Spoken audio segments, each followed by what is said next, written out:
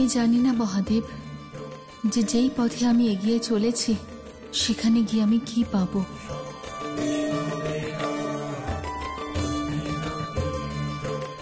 বিজয় নাকি পরাজয়, আপনাকে সমাধি থেকে ফিরিয়ে আনতে সফলতা না অসফলতা, কিন্তু তাও এগোবো।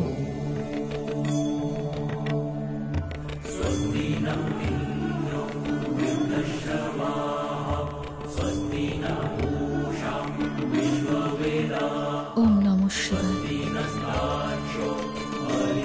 ওম নমঃ শিবায়।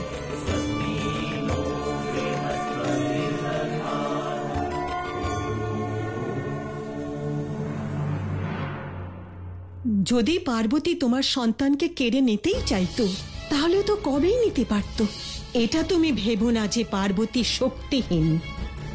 যে শিব মমতার বন্ধনে জড়িয়ে তোমার পুত্র হয়েছে, একদিন সেই শিব ওই বন্ধন ছেড়ে সারা জীবনের জন্য মুক্ত হয়ে যাবে।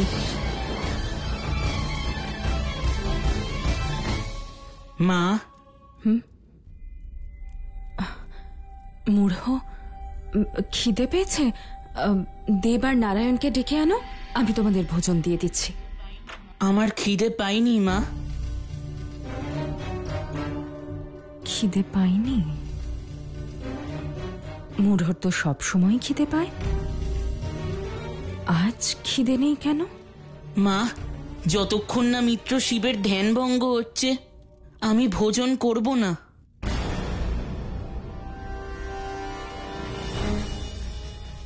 মা, আমি তোমার কাছে একটা অনুমতি নিতে এসেছি।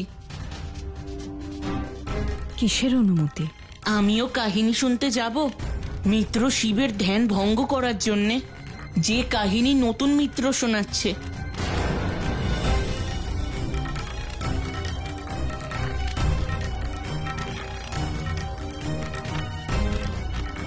আমি ওইখানে থাকলে মিত্র শিবের ধ্যান ভঙ্গ হওয়ার সাথে সাথে আমি তোমাকে এসে জানাতে পারবো। অনুমতি দাও না মা।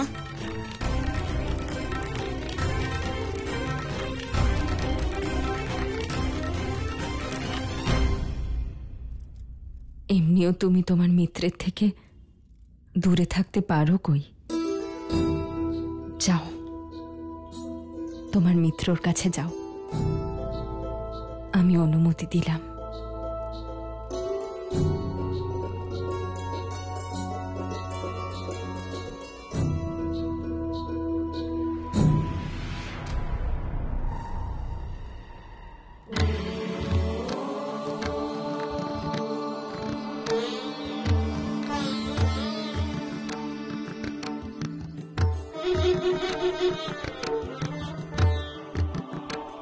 নতুন মিত্র, আপনি এই কাহিনী কেন শোনাচ্ছেন?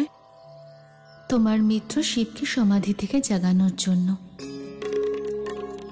আমার মিত্র আপনার এই কাহিনী শুনে সমাধি থেকে বেরিয়ে আসবে? তাই তো বিশ্বাস করি। কিন্তু কিভাবে? ঠিক সেইভাবে যেইভাবে দড়ি দিয়ে বাঁধা কোনো পাত্রকে দড়ির সাহায্যে কুঁয়োতে ফেলে জল তোলা হয়। যদি এমন হয় তাহলে আপনি এই কাহিনী আরম্ভ করুন। বসো।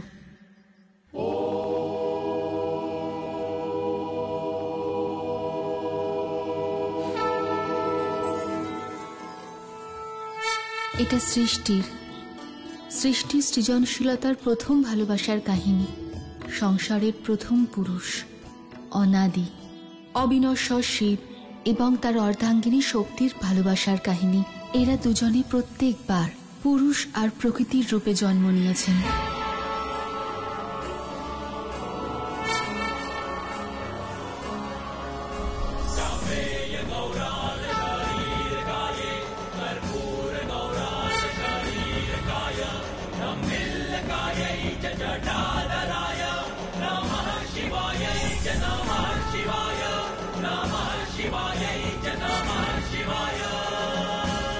প্রত্যেকবার মিলিত হয়েছেন আর সৃজনের দায়িত্ব পূর্ণ করার জন্য আলাদা হয়েছেন।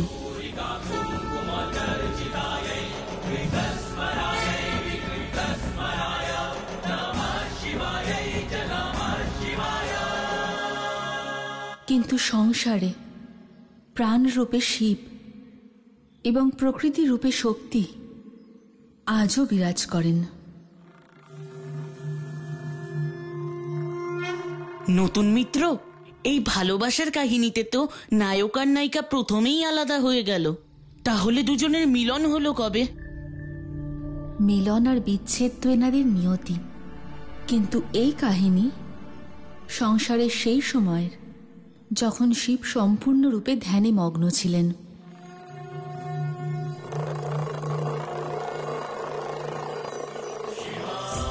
আর কেউ অবগত ছিলেন না যে শিব কোন রূপে আছেন, কোথায় আছেন, কবে ফিরে আসবেন আর কিভাবে ফিরে আসবেন।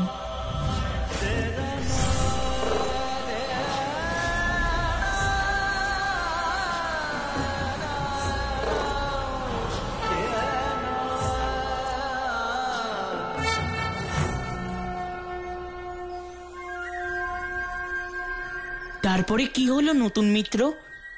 এই এত বড় সংসারে কেউ ছিল না ওনাকে খোঁজার জন্যে? ছিল এক শক্তি যে ওনাকে এই ধ্যান থেকে বাইরে আনতে পারতেন।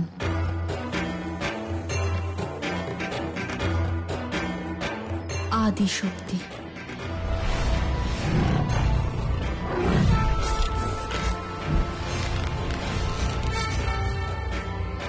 একমাত্র আদিশক্তিই ছিলেন যিনি তাকে তার ধ্যান থেকে ফিরিয়ে এনে সংসারের সঙ্গে যুক্ত করতে পারতেন। তাহলে কি আদিশক্তি এলেন? হ্যাঁ, ব্রহ্মাদেব নিজের পুত্র প্রজাপতি দক্ষকে আদেশ করলেন,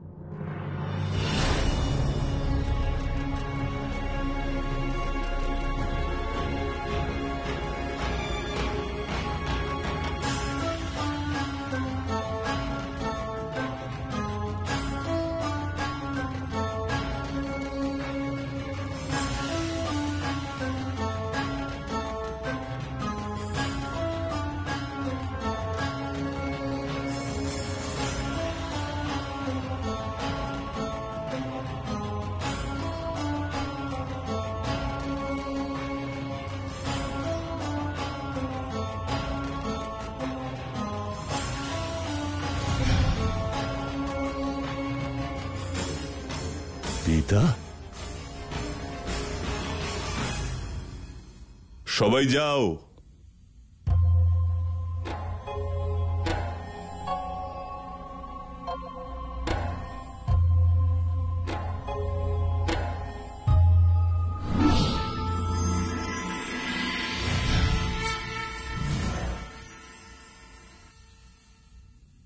প্রণাম পিতা। যশস্বী ভবপুত্র প্রজাপতি দক্ষ, আজ আপনি হঠাৎ দেখা দিলেন, এর কি কোনো বিশেষ প্রয়োজন আছে? হ্যাঁ পুত্র, অত্যন্ত প্রয়োজন। কি প্রয়োজন জানতে পারি পিতা? সমগ্র সৃষ্টি ভারসাম্য হারাচ্ছে। এই ভারসাম্য রক্ষার জন্য আদি শক্তির জন্ম নেওয়াটা অনিবার্য।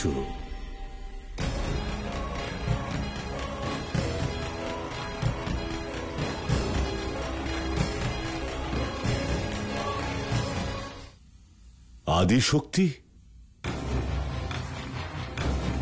ক্ষমা করবেন পিতা, কিন্তু এই দায়িত্ব আপনি আমায় দিচ্ছেন কেন? কারণ আদি শক্তির পিতা হওয়ার সঙ্গে সঙ্গে তুমি সংসারের সর্বশ্রেষ্ঠ এবং শক্তিশালী প্রজাপতি হয়ে যাবে। সংসারের সর্বশ্রেষ্ঠ শক্তি, এটাই আমার মনস্কামনা পুত্র।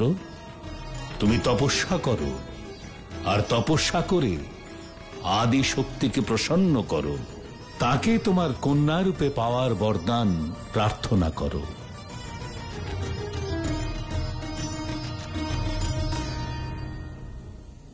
পিতা, আমি ভালো করেই জানি যে আপনি চাইছেন ত্রিদেবের অন্যতম দেব ওই মহাদেবের মাহাত্ম্যকে স্বীকার করি,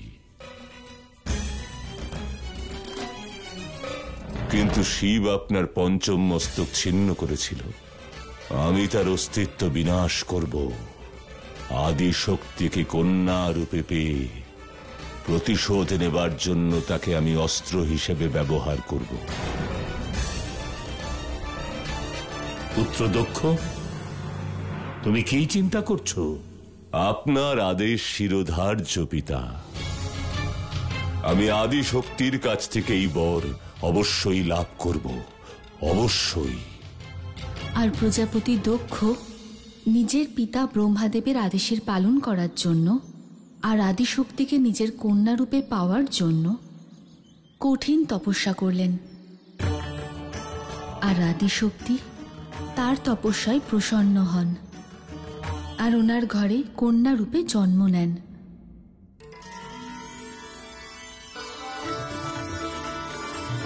যার নাম হল সতী। সতী প্রজাপতি দক্ষের কনিষ্ঠ কন্যা ছিলেন আর সবচেয়ে আদরেরও। প্রজাপতি দক্ষ জানতেন আদিশক্তির পরম শক্তিকে, আর সেই কারণে উনি ওনার সর্বগুণ বিকাশের দিকে মন দেন। বেদ এবং শাস্ত্রের সাথে সাথে যুদ্ধ কৌশলেরও শিক্ষা দেন। ফলস্বরূপ সতী বেদ শাস্ত্রের সাথে সাথে যুদ্ধ কৌশলেও নিপুণ হয়ে ওঠেন।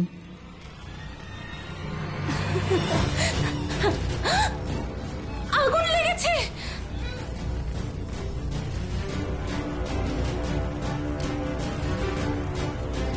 চারিদিকে আগুন, চলো ফিরে যাই।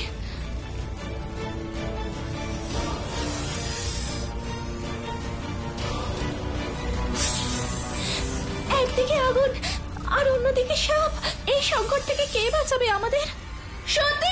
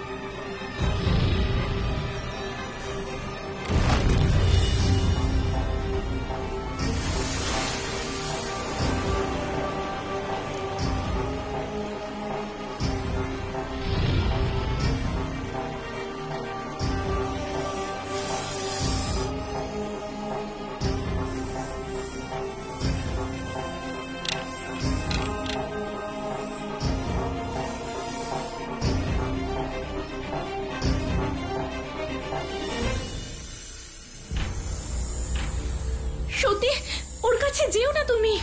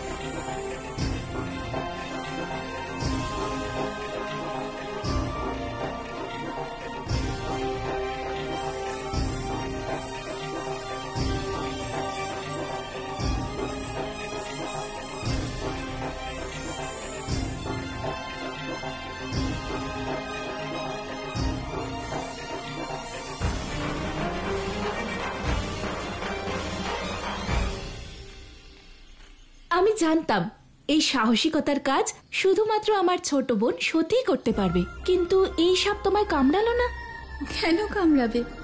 সাপেদের স্বভাবই হলো কামড়ানো। না দিদি, প্রকৃতিতে বিদ্যমান সমস্ত জীবের শাশ্বত স্বভাবই হলো ভালোবাসা। কেবল আমরাই ওদের ভালোবাসাকে বুঝতে পারি না, আর নিরুপায় হয়ে নিজেদের বাঁচার জন্য ওরা আমাদের আক্রমণ করে বসে। দিদি, সংসারের সমস্ত জীব আমাদের মিত্র, আমাদের সহযোগী। ভালোবাসা দিলে তার বদলে ভালোবাসাই পাবে, তা না হলে। থাক, হয়েছে সতী, তোমার আবার সেই বড় বড় কথা। আরে সতী, তোমায় তো একটা কথা বলতে ভুলেই গেছি। বাবা আজকে তোমাকে বিশেষভাবে প্রস্তুত হয়ে রাজসভায় ডেকেছেন। বাবা ডেকেছেন? তাহলে আমি নিশ্চয়ই যাব। সতীর অবতরণে অনভিজ্ঞ, একদিকে নির্জন জায়গায় বিচরণকারী, অন্ধকারে বসবাসকারী, জন্ম মৃত্যুর ঊর্ধ্বে, লোক পরলোকের থেকে দূরে আদি যোগী শিব শঙ্কর ছিলেন।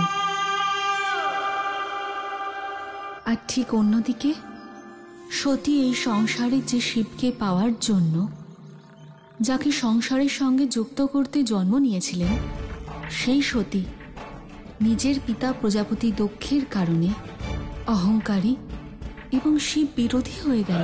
প্রজাপতি দক্ষে জয়, প্রজাপতি দক্ষে জয়, প্রজাপতি দক্ষে জয়, প্রজাপতি দক্ষে জয়।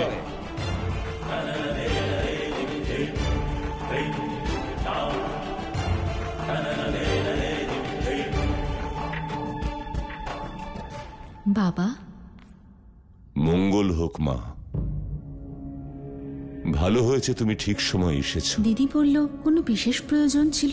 হ্যাঁ, সতী তুমি আমার সবচাইতে প্রিয় কন্যা,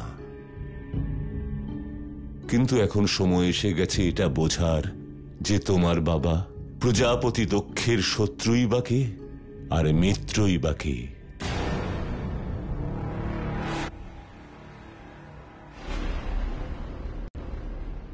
এটা অন্যায়, এটা অন্যায়।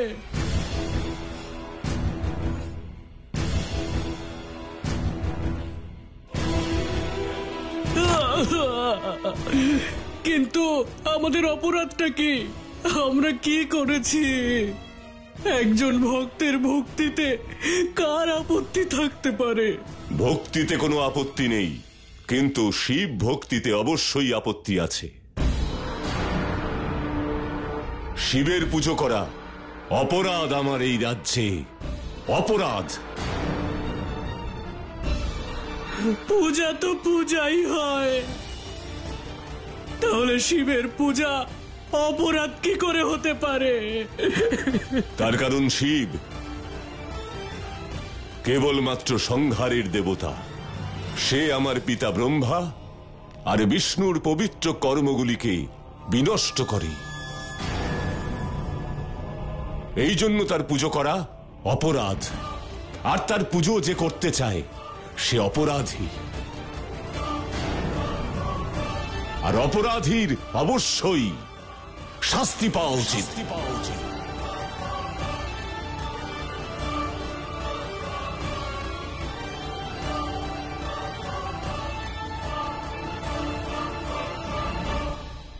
নিয়ে যাও ওকে, আর ওর শিবলিঙ্গটা ছিনিয়ে নিয়ে কুয়োয় ফেলে দাও। এই অন্যায়, এই অন্যায়।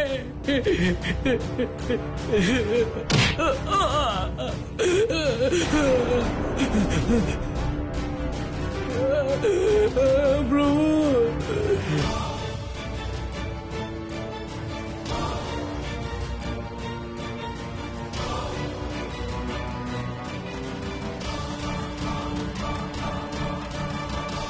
আপনার এই ক্রোধের কারণ কে? কে এই শিব?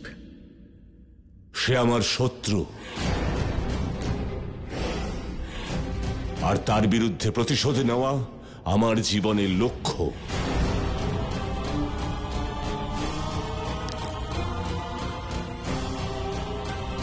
বাবার শত্রু মানে আমার শত্রু।